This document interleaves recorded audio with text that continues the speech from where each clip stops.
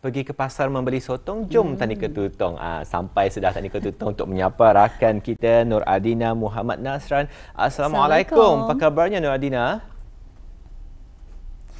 Waalaikumsalam warahmatullahi wabarakatuh, Dini dan Mahira. Alhamdulillah, saya dan juga kru yang bertugas pada pagi ini semuanya dalam keadaan yang baik dan juga sihat sejahtera. Bagaimana pula dengan Dini dan Mahira? Apa khabar pada pagi ini? Alhamdulillah kita berdua sihat, rakan-rakan semua yang bertugas pada hari ini di Bandar Sembegawang sehat walafiat. Dan kalau pagi ini saja tadi keadaan cuaca pada sekitar jam 6 pagi tadi hujan. Jadi bagaimana dengan daerah Tutong pada pagi ini? Baik, Alhamdulillah cuaca di daerah Tutong cerah dan juga mengizinkan pada pagi ini.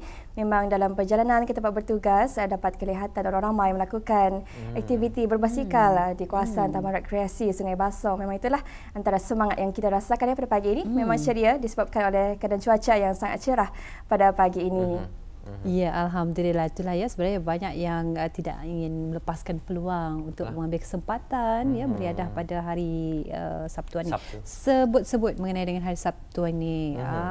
Malam ini Adina ada acara yang akan berlangsung iaitu peringkat akhir Bintang Harmoni 2024 akan diadakan pada malam ini jam 8 malam di Jerung Park Amphitheatre. Mungkin Adina sendiri macam mana? Ada kesempatan barangkali untuk pergi malam ni? Ya, pada malam ini memang tidak berkesempatan sebenarnya kerana ada perancangan lain, komitmen lain ya.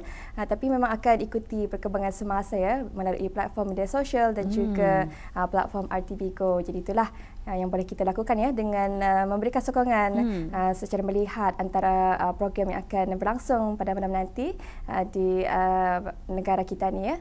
Betul. Ya, betul. Itulah sebenarnya walaupun tidak dapat berkunjung ataupun hadir ya secara fizikal, tapi kita ni pun sekarang ini dengan adanya kemudahan aplikasi mendaalih RTB Go pastinya memudahkan kita ni untuk menyaksikan rancangan yang akan bakal berlangsung pada malam ini. Jadi seperti biasa kita akan terus saja serahkan kepada Anina apakah bahan pengisian yang akan dibawakan dari daerah Tutong. Jadi terus saja kita serahkan kepada Anina dari daerah Tutong. Silakan. Baik, terima kasih Dini dan juga Mahira. Bismillahirrahmanirrahim. Assalamualaikum warahmatullahi wabarakatuh. Selamat pagi dan juga salam sejahtera Auda. Alhamdulillah kita bersua pada pagi ini untuk edisinya pada hari Sabtu 26 Oktober 2024 dan terima kasih atas kesetiaan Auda menyaksikan Rampai Pagi lintas langsung dari daerah Tutong. Auda seperti biasa pada pagi ini akan kami kongsikan beberapa info semasa mengenai acara yang akan berlangsung di sekitar kawasan daerah Tutong, di mana Auda masih lagi diteruskan ya Pesta Lakanon Lamunin sehingga esok, di mana pada hari ini hari Sabtu 26 Oktober 2024 akan bermula pada jam 10 pagi hingga 12.30 malam, manakala esok hari Ahad 27 Oktober 2024 Pesta Lakanon akan bermula seawal jam 7 pagi sehingga 6 petang. Jadi bagi Auda yang belum mempunyai perancangan pada hari ini dan juga esok, bolehlah datang beramai-ramai ke Pusat Kemasyarakatan Dataran Gong 3 Kampung Lamunin Tutong bagi sama-sama lagi memeriahkan acara jual-jualan yang akan diadakan di Kampung Lamunin daerah Tutong. Manakala untuk makluman yang seterusnya, pada hari ini hari Sabtu 26 Oktober 2024 akan diadakan ceramah Tutong berselawat sempena 58 tahun pembukaan Masjid Hasanah Bolkiah Pekan Tutong, di mana akan berlangsung selepas solat fardu Isya dan akan mengambil tempat di Masjid Hasanah Bolkiah Pekan Tutong, di mana orang ramai adalah dijumpa hadir ya untuk sama-sama memeriahkan lagi ceramah yang akan diadakan di Masjid Hasanah Bolkiah Pekan Tutong pada hari ini hari Sabtu 26 Oktober 2024 Masihi. Dan itulah antara dua makluman yang dapat dikongsikan untuk pagi ini. Seterusnya kita akan beralih untuk ikuti satu bahan visual yang telah pun disediakan untuk edisinya pada pagi ini. Jadi mari kita saksikan bersama.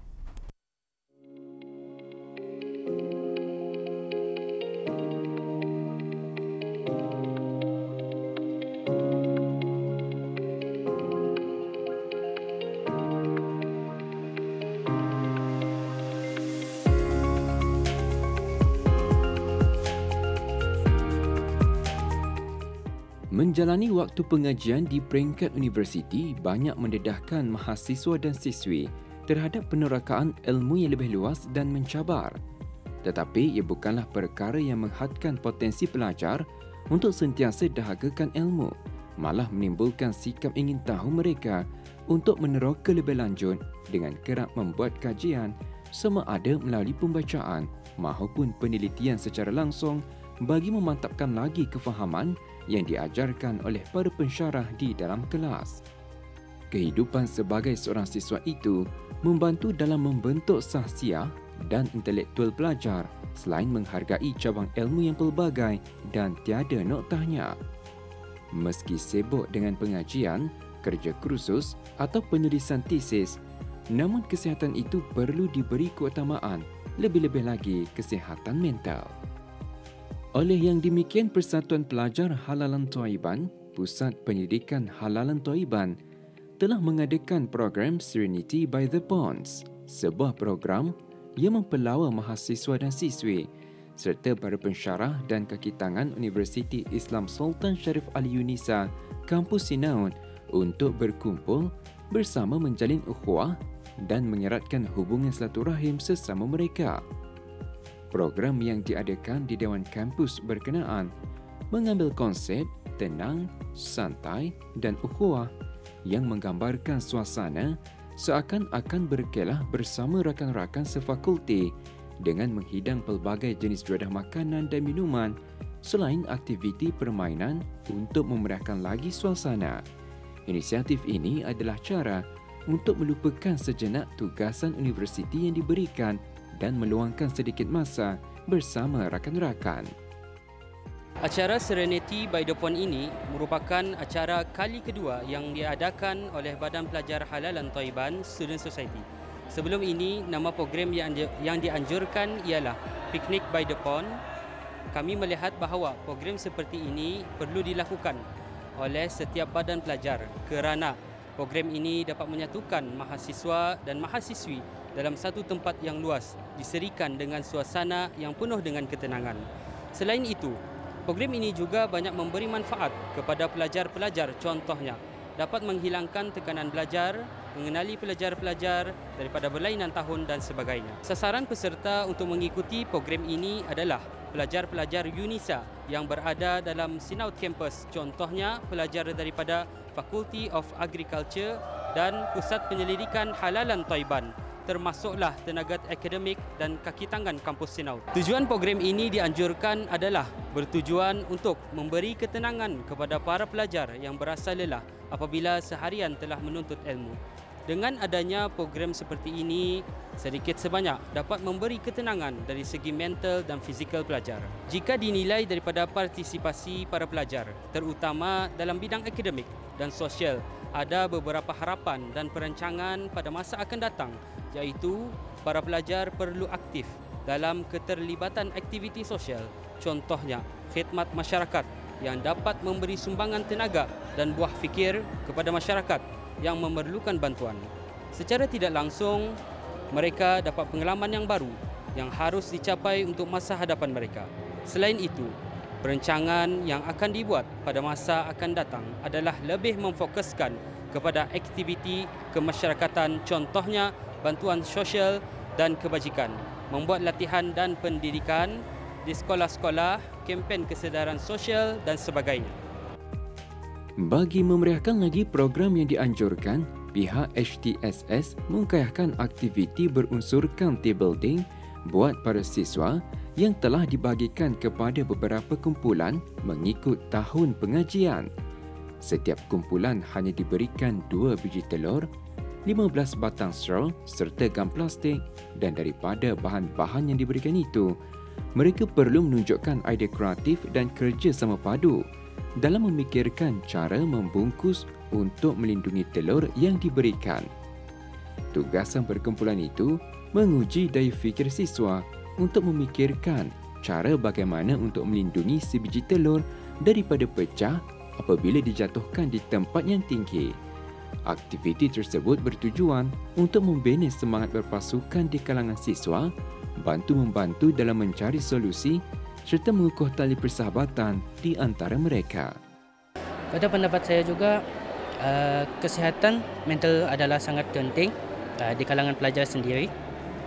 Ianya merupakan sesuatu yang kita ni tidak boleh pandang ringan. Sebagai pelajar, kesihatan mental adalah perlu dijaga.